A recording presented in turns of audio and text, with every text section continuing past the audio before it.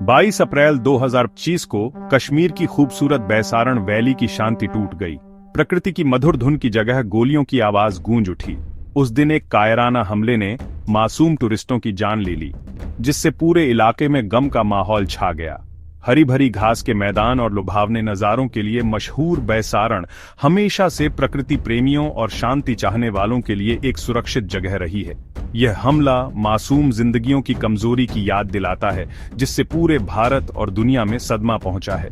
देश अपने नागरिकों के जाने का शोक मना रहा है और दोषियों को सजा दिलाने का संकल्प लिया है। बैसारण वैली की शांति दोपहर के वक्त उस समय भंग हुई जब भारी हथियारों से लैस आतंकवादियों के एक समूह ने टूरिस्ट गाड़ियों के काफिले पर गोलियां चला दी। करीब 25-30 मिनट तक चले इस हमले में उन परिवारों और लोगों को निशाना बनाया गया था जो घाटी की खूबसूरती का आनंद लेने आए थे। इसके बाद वहां पूरी तरह से तबाही का मंजर था। पीड़ितों में 26 लोग थे, जिनमें 25 भारतीय नागरिक और एक नेपाली नागरिक शामिल थे। पीड़ितों में से एक 26 वर्षीय भारतीय नौसेना के अधिकारी लेफ्टिनेंट विनय नरवाल थे, जो हरियाणा से थे। उनकी और अन्य मासूम लोगों की मौत से पूरे भारत के परिवारों के दिलों में एक गहरा घाव भर गया है। इस विनाशकारी हमले से स्तब्ध भारत ने तुरंत और निर्णायक रूप से जवाब दिया।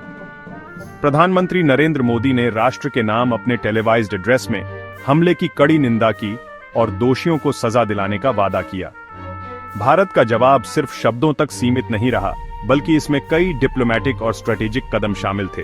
सरकार ने तुरंत सिंधु जल संधि को सस्पेंड कर दिया, जो पाकिस्तान के साथ पानी के बंटवारे का एक ऐतिहासिक समझौता था।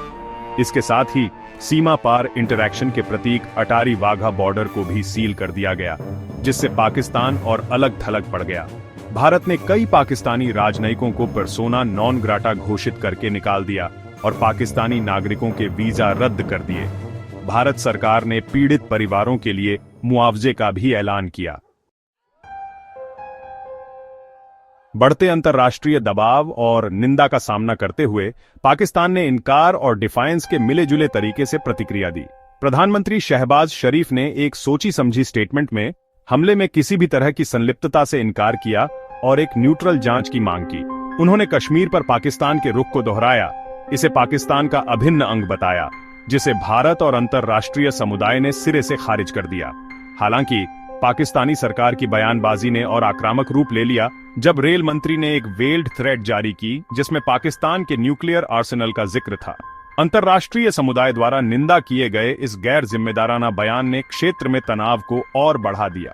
अंतर्राष्ट्रीय समुदाय, जो आतंकवादी समूहों को पनाह देने और उनका समर्थन करने के पाकिस्तान के इतिहास से अच्छी तरह वाकिफ है, ने पाकिस्तान से अपनी सीमाओं के भीतर आतंकवादी इंफ्रास्ट्रक्चर को खत्म करने के लिए ठोस कदम उठाने का आग्रह किया है।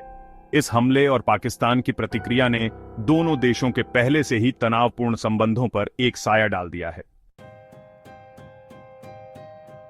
अंतर्राष्ट्रीय समुदाय ने आतंकी हमले पर तुरंत और स्पष्ट रूप से प्रतिक्रिया व्यक्त की, भारत के साथ एकजुटता दिखाई और इस सेंसलेस हिंसा की निंदा की। अमेरिका के राष्ट्रपति और उपराष्ट्रपति सहित दुनिया भर के नेताओं ने प्रधानमंत्री मोदी से संपर्क किया, संवेदना व्यक्त की और आतंकवाद के खिलाफ भारत की लड़ाई में अपना समर्थन दोहराया। संयुक्त राष्ट्र महासचिव ने एक कड़े बयान में हमले की निंदा की और दोषियों को सजा दिलाने का आह्वान किया। उन्होंने भारत और पाकिस्तान दोनों से संयम बरतने और तनाव कम करने के लिए बातचीत करने का भी आग्रह किया।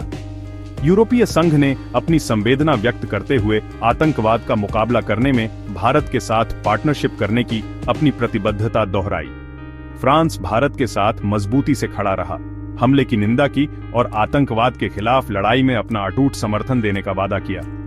भारत के लिए दुनिया भर से समर्थन और हमले की व्यापक निंदा आतंकवाद से उत्पन्न साझा खतरे की अंतर्राष्ट्रीय समुदाय की मान्यता को रेखांकित करती है।